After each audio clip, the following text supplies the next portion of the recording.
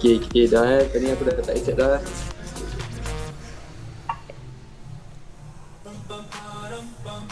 Sorry. Kita buang lagu. Jom start.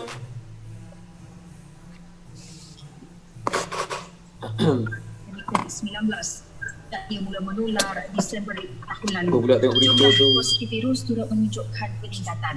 Setakat ini sebanyak 80 juta.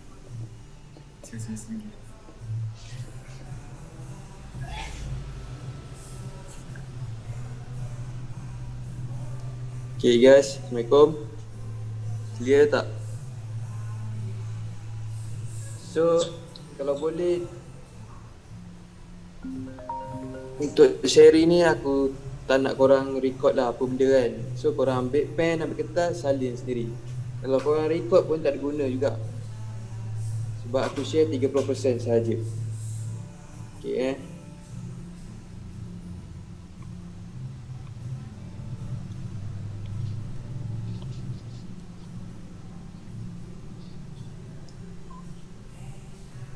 Nampak? Clear. Okay, so aku tahu mana yang join untuk free webinar ni.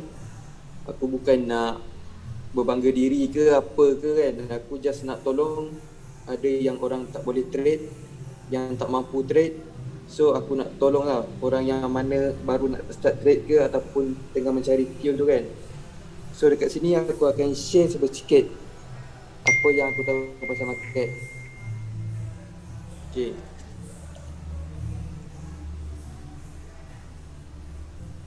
Okay, so before kita nak start trade, benda paling penting adalah kita kena jaga kita punya emosi lah.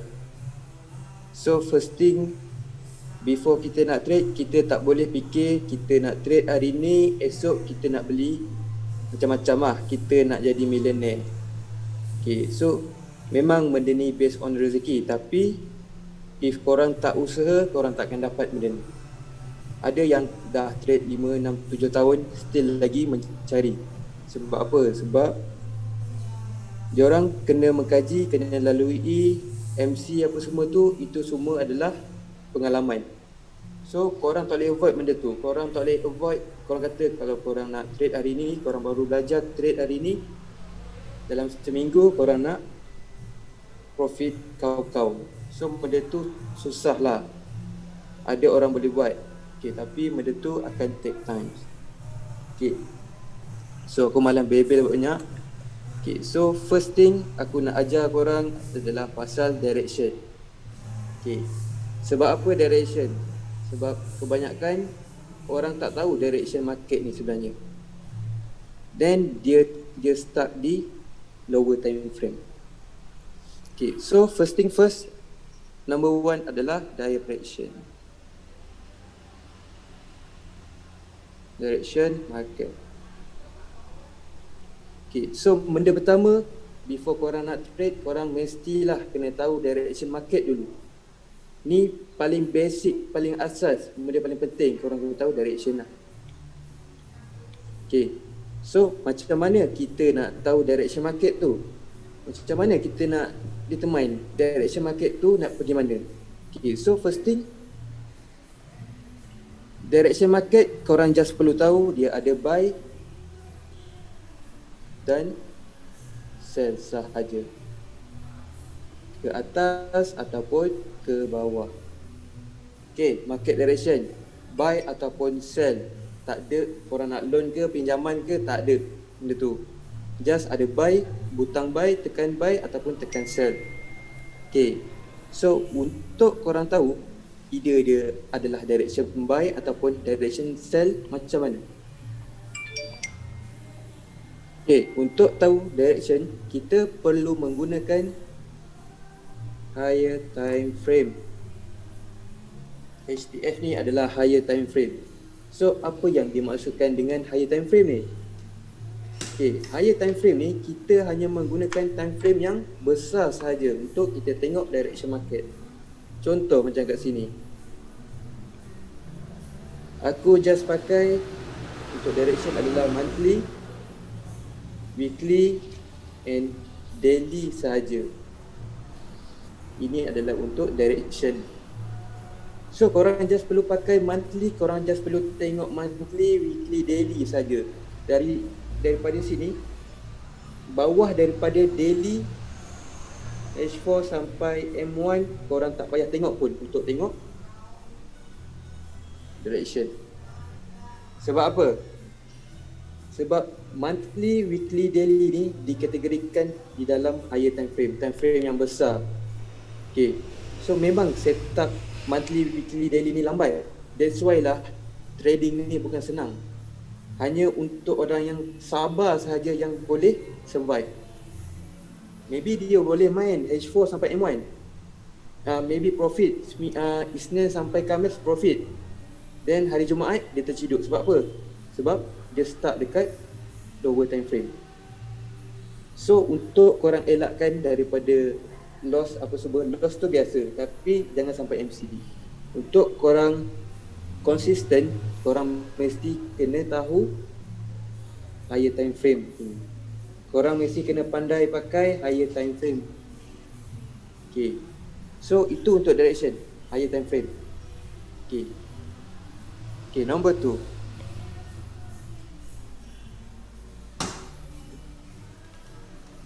Okay, so nombor 2.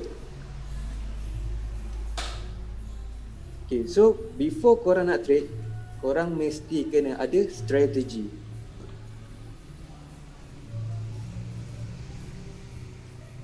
Korang mesti kena ada strategi. Maksud strategi kat sini apa dia? Contohlah korang ada 1000 USD. So korang jangan riskan akaun korang 1000 USD di dalam satu akaun sahaja. Maksudnya korang kena split akaun korang ni kepada kepada 2 akaun. Okay, satu 500. Satu lagi 500. So bila akaun yang first ni MC, korang still lagi ada satu lagi akaun. So korang tak akan burn 1000 USD macam tu saja. Okay, so untuk strategi ni korang kena pandai-pandai lah, tengok bajet berapa yang korang mampu. Kalau korang ada 100 USD, okay, pecahkan 100 USD tu kepada 5 akaun ke, 10 akaun ke, ataupun 2 akaun ke. Tengok berapa yang korang mampu. Okay, nombor 3.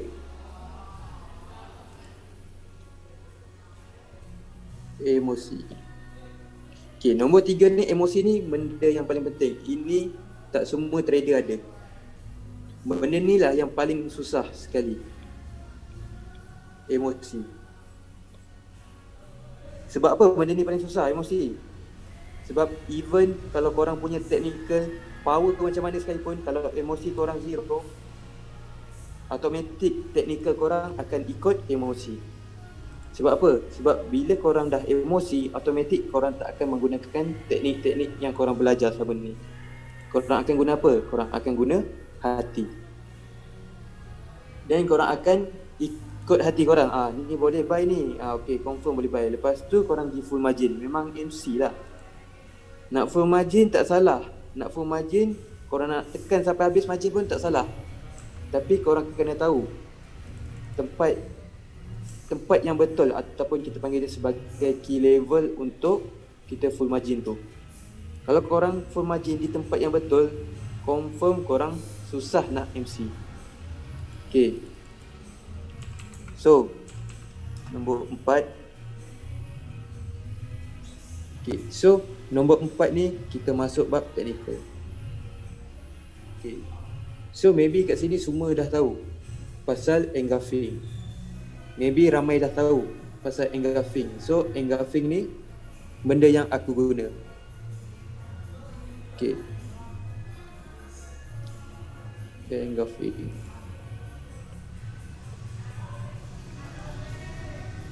Okay, so engulfing ni aku tahu ramai yang dah tahu pasal engulfing ni. Tapi betul ke cara korang tengok engulfing tu? Okay, so sebagai contoh lah engulfing, aku lukis satu contoh engulfing.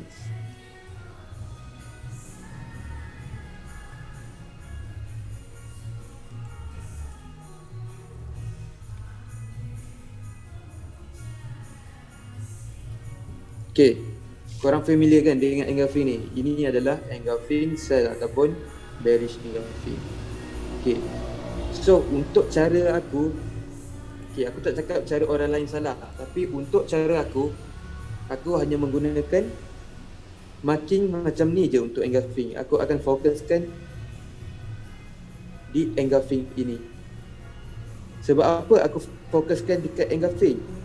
Sebab dengan bila korang tahu engulfing, automatik korang boleh cari dia punya direction market. Dengan menggunakan engulfing, korang boleh cari direction market. Direction market. Okay. So kejap lagi aku akan tunjuk dekat chat lah macam mana korang nak tengok.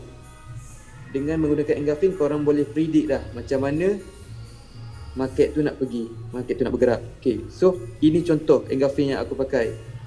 Okay, ramai tahu. First, ini adalah perfect engulfing lah. Okay, so untuk perfect engulfing ni, okay, so aku akan marking dekat mana? Aku akan fokuskan di belakang. Ni untuk engulfing sell lah. Kalau untuk engulfing buy, aku akan fokuskan di seller lah. Kalau untuk engulfing sell, aku akan fokus di buyer. Okay, so macam mana cara untuk aku marking engulfing ni? Sebab apa? Sebab bila aku marking engulfing, aku dapat tahu direction tu nak pergi mana. Okay, so ini contoh je untuk marking engulfing. Aku hanya menggunakan shadow atas dan shadow bawah. Okay, ini cara aku. Aku menggunakan shadow atas dan shadow bawah. Yang mana? Yang di buyer. So ini adalah engulfing sell lah, ataupun bearish engulfing. Okay, so ini adalah cara untuk aku marking. So contohlah, kita dah jumpa satu engulfing, tapi kebanyakan orang dia akan marking di mana? Engulfing ni dia akan marking di H4 ke bawah sampai M1. So untuk aku tak pakai pun H4 ke bawah. Okay, so apa aku buat? Aku akan cari engulfing ni first di monthly. Aku akan cari engulfing ni di monthly sahaja. Sebab apa aku cari di monthly? Sebab aku nak tahu main direction engulfing dia nak pergi ke mana. Okay, korang boleh faham tak kat sini? Okay, contoh aku tunjuk kat chat.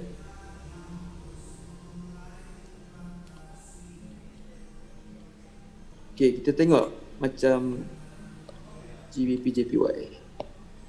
Okay, so untuk marking, korang jangan buka chart, korang terus tengok H4, zoom dekat-dekat macam ni sampai nak keluar mata kan. Jangan pergi H1 macam ni. Memang korang tak nampak apa-apa lah macam ni. Memang korang nampak dia nak naik, nak turun apa semua kan. So buka je chart macam ni, korang pergi je dekat monthly. Then korang buat apa? Korang zoom jauh-jauh sikit macam ni. Korang tengok daripada kiri sampai ke kanan. Tengok yang lepas-lepas dibuat apa. Jangan korang tengok, okay aku nak kaya esok, aku buka M1, H1, aku tengok sini lah. Aku buy sini, aku nak full margin. Esok beli Ferrari. Memang tak ah. Aku buat pun aku terciduk macam tu. So korang pergi je monthly dulu. Pergi je monthly. Okay, kita step by step daripada monthly. Okay. Okay, korang boleh nampak kat sini. Dia dah susun cantik-cantik dah kat sini. Monthly, weekly, daily. So korang nampak tak kat sini? Circle dia daripada kiri ke kanan. So aku dah cakap tadi, untuk tengok direction kita just pakai monthly, weekly dan daily sahaja untuk tengok, untuk cari direction. So direction kita based on marking kita punya engulfing. So aku akan cari engulfing dekat monthly ataupun dekat weekly ataupun dekat daily. Okay. Okay, so kita zoom jauh macam ni. Nampak kan? So bila korang zoom jauh macam ni, korang nampak apa yang terjadi kat sini. Yang lepas-lepas apa yang dia buat? Jatuh. So possible tak dia buat macam ni? Jatuh. Possible tak? Possible lah. Tak pun. Okay. Contoh, aku tunjuk satu contoh yang dah terjadi dekat GJ. Okay.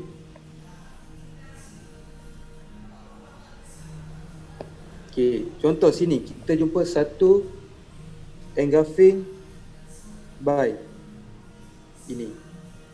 Ni cara marking dia. Shadow atas dan shadow bawah. Okay, shadow atas dan shadow bawah untuk bullish engulfing ataupun engulfing by lah. Kalau engulfing cell, shadow atas, shadow bawah, kita fokus dekat buyer. Kita marking yang di belakang, yang buyer ni. Yang ni hijau ni. Kalau untuk buy, kita marking yang hitam ini. Okay, so kat sini kita marking yang hitam ini. Ni contoh yang dah terjadi, yang tunjuk kat korang. Korang nampak tak ini setup apa? Ini di monthly tau. Ini setup monthly. So dekat monthly, mesti confirm dia kena rebound kalau masuk zone engulfing tu. Kalau korang pergi dekat M1, okay, contoh korang jumpa mana satu yang dah terjadi, tengok.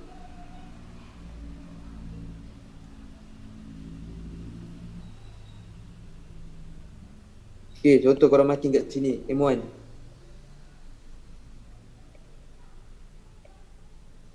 Okay. So korang rasa dia boleh jatuh sini? Dia boleh jatuh sini, tu naik macam gini tak? Kita tak tahu sebab apa? Sebab ini di M1. Ini di M1 dia boleh naik dan dia boleh tembus gitu terus. Sebab apa? Sebab di M1 dia tak strong macam di monthly. That's why aku suruh korang tengok di monthly. Okay, bila korang dah marking di monthly macam ni, korang dah tahu dah yang bila dia masuk dekat dalam zone monthly ni, dia akan pergi ke atas. So maksudnya direction sekarang, bila dia masuk dekat dalam EG buy ni, dia akan, direction akan jadi buy lah. So kita aim kat sini nak buy, betul tak? Kita nak buy kat sini. So kenapa korang pergi buy kat sini? Kenapa korang pergi buy kat sini? Sini. Kenapa? Tunggu je dalam ni. Tunggu je dekat dalam ni. Sebab apa? Sebab yang consistent trader, dia punya sabar 90%. Sebab dia tahu confirm price tu akan masuk dekat dalam ni. Confirm, dan dia akan naik. Okay, faham kan? So ini untuk direction. Okay, ni direction buy. Sebab apa direction buy? Sebab kita jumpa satu EG buy, engulfing buy kat sini. So automatic kotak ni dah bagi tahu bila once price dah masuk dekat dalam ni, dia boleh naik. So ada orang kata, okay, kita masuk dalam ni, boleh tak dia jatuh macam ni, tembus terus? Boleh tembus. Aku tak kata dia tak boleh. Boleh tembus sebab market tak akan ikut kita. Kita yang kena ikut market. Okay, market tak boleh dengar cakap kita. Kita tak boleh dengar cakap market. Market akan bergerak bila sampai ke engulf by ni. Macam ni. Okay, bila kita dah tahu kat sini kita nak buy, kita tunggu je lah kat sini, buy. Kita tunggu dekat engulf by ni untuk kita punya direction, main direction kita buy. Main direction kita dekat mana ni? Dekat monthly. Okay, so monthly kata buy. Okay, so kita kena precise lah. Okay, kita kena precise pergi ke lower time frame, step by step. Jangan terus lompat. Kita dah makin di monthly, jangan kau pergi terus di H1. Memang takkan nampak lah benda tu. Step by step. Kalau nak korang nak precise sampai M1 sekalipun, korang mesti step by step. Lompat step by step. Barulah ke M1. Nampak? Dia dah susun dah kat sini. Step by step. So daripada monthly tadi kita pergi ke weekly. Okay. Bila sampai dekat weekly, kita ada jumpa satu lagi engulfing dekat dalam zone monthly. Yang biru ni zone monthly. So dekat sini kita jumpa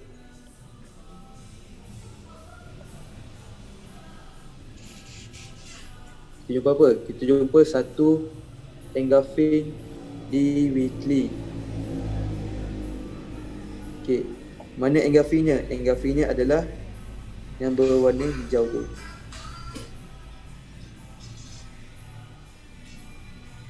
Okay.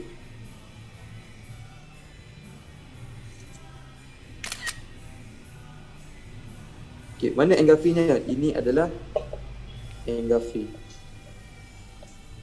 Ini adalah engulfing. Walaupun color dia sama, ini adalah engulfing. Okay, siapa yang tahu ini adalah, kita panggil dia sebagai dominant engulfing. Ini dominant engulfing. Dominant engulfing ataupun engulfing sama color. Okay. Okay, syarat untuk dia menjadi dominant engulfing ataupun engulfing sama color, mestilah price tu melebihi body ni. Faham tak? Bila dia lebih body yang ini, korang fokus yang ni saja. Okay, bila shadow ni lebih body ni, automatic dia boleh menjadi dominant engulfing. So maksudnya apa kat sini?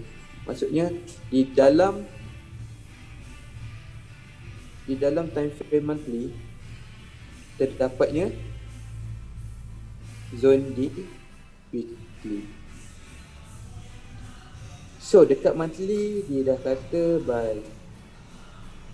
Dekat weekly dah cakap dah buy juga. Sebab apa? Sebab ini adalah EG buy. So maksudnya bila dekat weekly adalah engulfing buy, automatically kita akan cari buy juga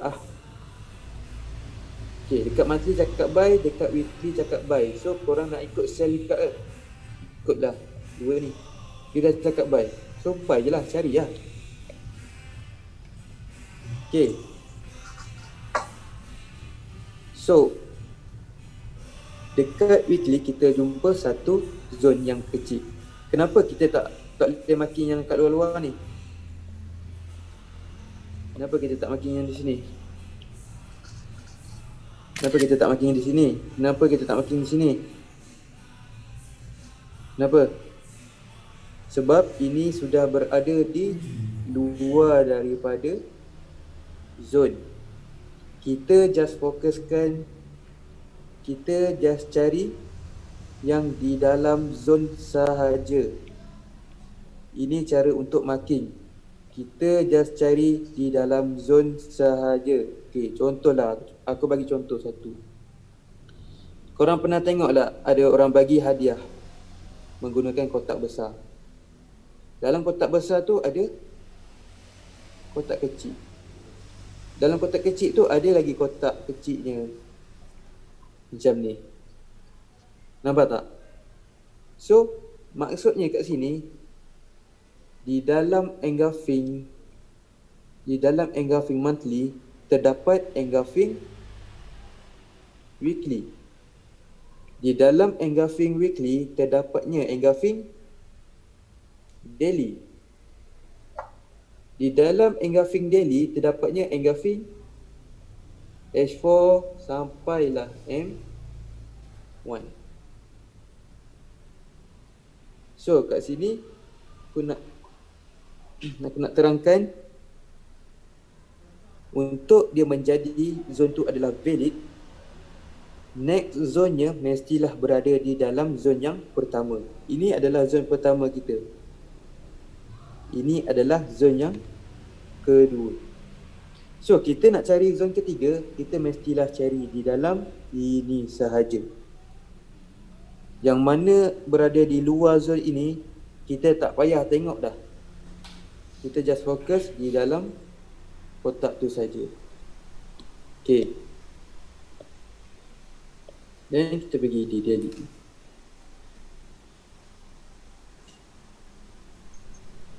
Okay. Apa korang nampak kalau jadi macam ni? Korang nampak apa kalau jadi macam ni? So, korang kena precise lah. Cari di dalam sini,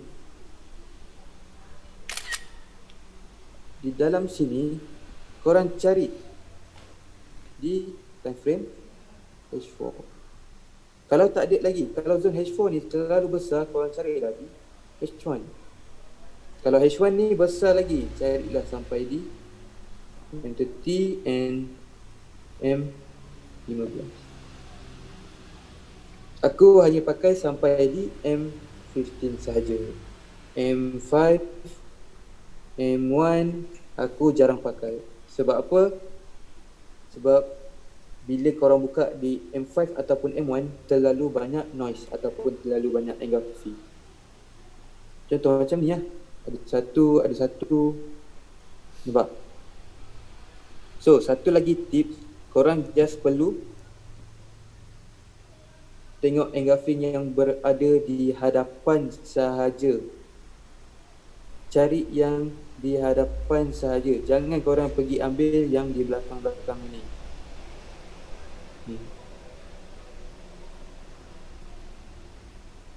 Cari yang di hadapan. Okay.